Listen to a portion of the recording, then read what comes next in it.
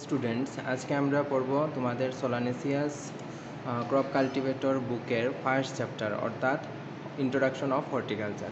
তো সর্বপ্রথমে হর্টিকালচার যে আছে, যে হর্টিকালচার হলো এগ্রিকালচারের একটা part. Agriculture is a broad term. এগ্রিকালচারের মধ্যে তোমাদের অনেকগুলো সেক্টর এসে যায়, ঠিক আছে। এগ্রিকালচারের মধ্যে আমি এখানে যদি দেখাই, এগ্রিকালচারের মধ্যে অনেকগুলো সেক্টর আছে, যেমন অ্যাগ্রোনমি আছে, তারপরে তোমাদের অ্যানিম্যাল হাজবেন্ড্রি আছে, ঠিক আছে। তারপরে তোমাদের মনে করো হর্টিকালচার আছে, তারপরে হর্টিকালচারের পরে প্লান্ট প্যাথোলজি আছে, genetics and plant breeding, genetics and plant breeding এটা একটা চ্যাপ্টার আছে, সেক্টর আছে, সরি। তারপরে এন্টোমোলজি একটা সেক্টর আছে। তো এইসব যে সেক্টর আছে, যে ওগুলোর মধ্যে থেকে একটা সেক্টর এগ্রিকালচারের হলো হর্টিকালচার। আর ওই হর্টিকালচার রিলেটেড জিনিসই তোমরা এই চ্যাপ্টার থেকে পড়বে বা এই বুক থেকে তোমাদের পড়ানো হবে। সো প্রথমে আমরা দেখে নেব যে হর্টিকালচার যে সেক্টরটা আছে, এই সেক্টরের এক্স্যাক্ট ডেফিনেশনটা কী, ঠিক আছে। তো কি বলেছে যে horticulture is a science as well as an art. তো আমরা জানি যে হর্টিকালচার আমাদের সায়েন্স কেন বলা হয়েছে, কারণ হর্টিকালচারের প্রোডাকশনে আমরা অনেক সায়েন্টিফিক ইকুইপমেন্ট, সায়েন্টিফিক প্রসেস আমরা ইউজ করি।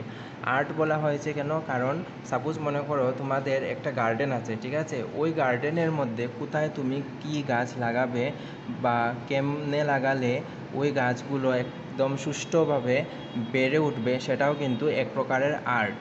এই জন্য প্রথম লাইনেই বলা হয়েছে যে horticulture is a science as well as an art, ঠিক আছে।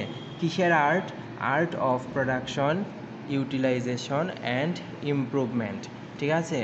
কিসের আর্ট? আমরা দেখেছি যে প্রোডাকশন বলতে কোনো জিনিসের উৎপাদন করা, ইউটিলাইজেশন বলতে বোঝানো হয়েছে যে হর্টিকালচারের মধ্যে এমন সব গাছ আছে যেগুলো তোমরা অনেক মনে করে বারিড ল্যান্ড বা প্রোডাক্টিভ ল্যান্ডের মধ্যেও আমরা কি করতে পারি, ওখানে মানে উৎপাদন করতে পারি। সেকেন্ড হয়েছে ইমপ্রুভমেন্ট বোঝানো হয়েছে যে নতুন নতুন ভ্যারাইটি ডেভেলপমেন্ট করা। যেমন আজকালকে তোমরা দেখবে যে বাজারের মধ্যে সিডলেস পাপায়া এসে গেছে, সিডলেস ব্যানানা এসে গেছে, সিডলেস ওয়াটারমেলন পাবে, ঠিক আছে। ওগুলো হলো ইমপ্রুভমেন্ট অফ এ ভ্যারাইটি। তো এইসব জিনিস হর্টিকালচারের মধ্যেই করা হয়। তাহলে production, utilisation and improvement of horticultural crops. কিসের প্রোডাকশন, ইউটিলাইজেশন অ্যান্ড ইমপ্রুভমেন্ট?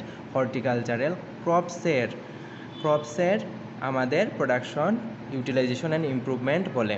এখন ক্রপসের মধ্যে কি কি আছে, যেমন সাচ অ্যাজ, বাংলাতে তোমরা যখন পড়ো যেমন আমরা যে ওয়ার্ডটা ইউজ করি এর পরিবর্তে আমরা ইংলিশে সাচ অ্যাজ ইউজ করি। যেমন ফ্রুটস অ্যান্ড ভেজিটেবল, হর্টিকালচারের মধ্যে কি কি আসবে? ফ্রুটস অ্যান্ড ভেজিটেবলসের প্রোডাকশন আসবে। স্পাইসেস অ্যান্ড কন্ডিমেন্টস, স্পাইসেস মানে মশলা, কন্ডিমেন্টস বলতে এমন সব জিনিস যেগুলো আমরা খাবারের মধ্যে ফ্লেভার আনার জন্য ইউজ করি, ঠিক আছে। অর্নামেন্টাল প্লান্ট বলতে বোঝায় এমন সব গাছ যেগুলো আজকালকে ঘরের ভিতরে সৌন্দর্য বোধের জন্য বা বাড়ির বারান্দার মধ্যে সৌন্দর্য বোধের জন্য আমরা যেগুলো ইউজ করে থাকি। প্লান্টেশন বলতে বোঝায় যেসব গাছ আমরা মানে কোনো একটা আন্ডুলেটিং ল্যান্ডের মধ্যে যেগুলো চাষ করা হয়, যেমন মনে করো চা, রাবার, ওগুলো হলো প্লান্টেশন ক্রপস, ঠিক আছে। তারপরে medicinal and aromatic plant, medicinal বলতে যে গাছ থেকে আমরা ঔষধের প্রোডাকশন বা ঔষধ উৎপাদন করা হয়। আর অ্যারোমেটিক প্লান্ট বলতে বোঝায় যে গাছ থেকে আমরা খাবারে অ্যারোমা অর্থাৎ সুগন্ধ অ্যাড করি।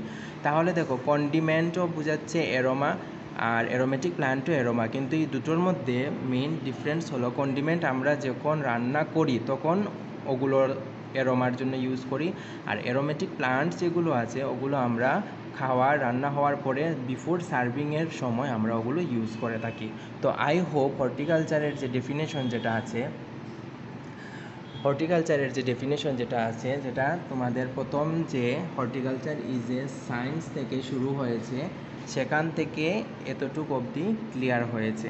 আর এটা 2 মার্কের আসে অনেকবার এক্সামে, তোমরা ওটা 2 মার্কের জন্য শিখবে, ঠিক।